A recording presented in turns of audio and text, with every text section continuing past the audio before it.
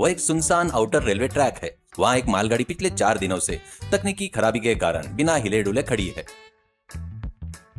तभी अंधेरा होने लगता है।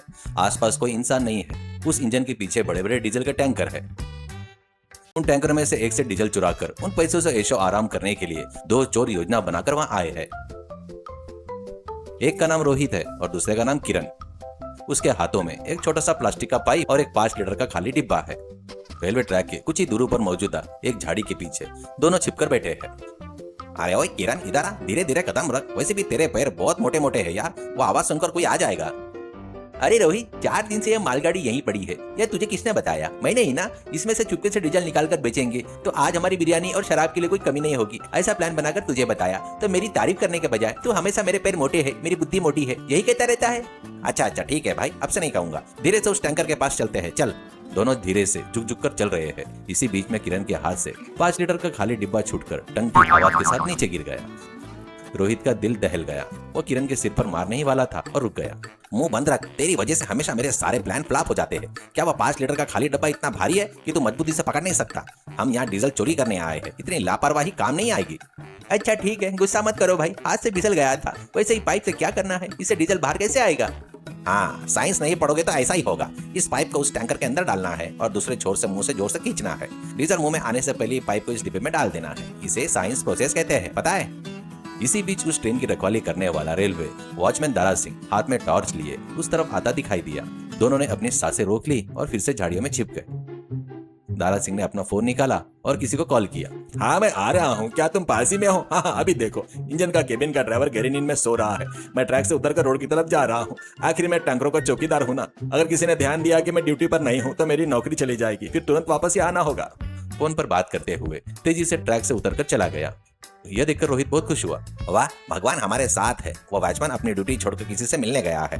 और रही बात ट्रेन ड्राइवर की, वो तो अंदर आराम से झपकी लेते हुए गहरी नींद में सोया है। अब वो हमारे लिए कोई रुकावट नहीं है, चल। दोनों धीरे धीरे चलते हुए टैंकर के पास पहुंचे। रोहित ने टैंकर का एक ढक्कन धीरे से खोल दिया। तू ही मुझसे खींच भाई, मुझसे नहीं होगा। वैसे भी मुझे पेट्रोल और डीजल की बदबू बर्दाश्त नहीं होती, थोड़ी एलर्जी है। अरे मैं चोरों का लीडर हूँ, लीडर कभी काम नहीं करते, वैसे सिर्फ ऑर्डर देते हैं। अच्छा तो डिब्बा मजबूती से पकड़, मैं खींचता हूँ। यह कहते हुए रोहित ने पाइप को टैंकर में डाला और जोर से एक कश लिया। बस फिर क्या था, डीजल पूरे फोर्स के साथ सीधे उसके मुंह में चला गया। थूको थूको रोहित, थूको। रोहित डीजल थूकते हुए, आंखें मचलते हुए, अरे बाप रे, छी, थू, डीजल कितना कड़वा है। मेरा पूरा मुंह जल रहा है, फिर भी कोई बात नहीं। मेरे जैसे लीडर कभी पीछे नहीं हटते। पाइप को फिर से डिब्बे में डाल। किरण ने पाइप को डिब्बे में डाला। डीजल बुड़बुड़ की आवाज करते हुए डिब्बे में गिरने लगा। डिब्बा आधा भर गया, लेकिन उसी समय उसी टैंकर के दूसरी तरफ से किसी के धीरे से बात करने की आवाजें, कुछ खींचने की सरसराहट सुनाई दी। रोहित हैरान हो गया। अरे किरण, ऐसा लग रहा है कि उस तरफ कोई है यार, इतनी तेज आवाज आ रही है। हम यहाँ 5 लीटर डीजल के लिए इतनी मेहनत कर रहे हैं और उस तरफ क्या चल रहा है, जरा धीरे से झांक कर तो देख। दोनों ने सिर झुकाकर टैंकर के पहियों के बीच के गैप से दूसरी तरफ चुपके से देखा। वहां का नजारा देखकर उनके तो होश ही उड़ गए। वह वहां डीजल टैंकर की रखवाली करने वाला वॉचमैन और उसका एक दोस्त मिलकर ट्रेन के पास एक मिनी ट्रैक्टर को रोककर टैंकर का एक मोटा पाइप रेलवे के डीजल टैंक से जोड़कर छोटे साइलेंसर वाली मोटर के जरिए हजारों लीटर डीजल लॉरी में चोरी छिपे भर रहे थे।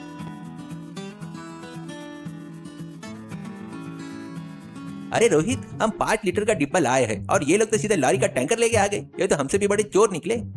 ठीक उसी समय इंजन में गहरी नींद से सो रहे ट्रेन ड्राइवर सतीश मिश्रा की अचानक आंख खुल गई। कुछ गड़बड़ महसूस होने पर वह हाथ में टॉर्च लेकर इंजन से उतरकर इस तरफ आया। उसकी टॉर्च की रोशनी सीधा रोहित और किरण पर पड़ी। वो दोनों आधे भरे हुए 5 लीटर के डब्बे और पाइप को पकड़े हुए रंगे हाथ पकड़े गए। कौन है वहाँ? चोर के बच्चे, मेरी ट्रेन से डीजल चुराते हो? इतनी हिम्मत तुम्हारी? अभी पुलिस को फोन करता हूँ। रोहित और किरण डर से कांपने लगे, लेकिन किरण को तुरंत एक उपाय सूझा।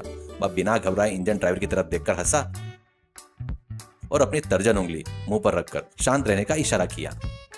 सर 1 मिनट रुकिए, हम पर चिल्लाने से पहले जरा उस तरफ तो देखिए, जरा देखिए, वहां तो बड़ा ही खेत को खा रहा है सर। क्या बड़ा ही खेत को खा रहा है? क्या बकवास कर रहे हो तुम? सतीश मिश्रा ने गुस्से से पूछते हुए शक के दायरे में टैंकर की दूसरी तरफ टॉर्च की रोशनी डालकर देखा। वहाँ वॉचमैन और मिनी ट्रैक्टर ड्राइवर मिलकर डीजल पाइप पकड़े हुए अपने टैंकर को भरते हुए रंगे हाथों पकड़े गए। ड्राइवर मिश्रा को देखते ही वॉचमैन का चेहरा सफेद पड़ गया। वॉचमैन, तुम ट्रेन की सुरक्षा करने वाले वॉचमैन होकर तुम भी चोरी कर रहे हो? ठीक उसी समय वॉचमैन और मिनी ट्रक ड्राइवर एक ही छलांग में लॉरी पर चढ़े और वहां से तेजी से भागने की कोशिश करने लगे। लेकिन रोहित और किरण ने पास ही में पहले लकड़ी के लट्ठे को दोनों की तरफ पकड़ा और चलते हुए मिनी लारी के पहिए के आगे डाल दिया। तब तक सतीश मिश्रा रेलवे पुलिस को फोन कर चुके थे, जिससे पुलिस आकर वॉचमैन और उस लॉरी ड्राइवर को अपने कब्जे में ले लिया।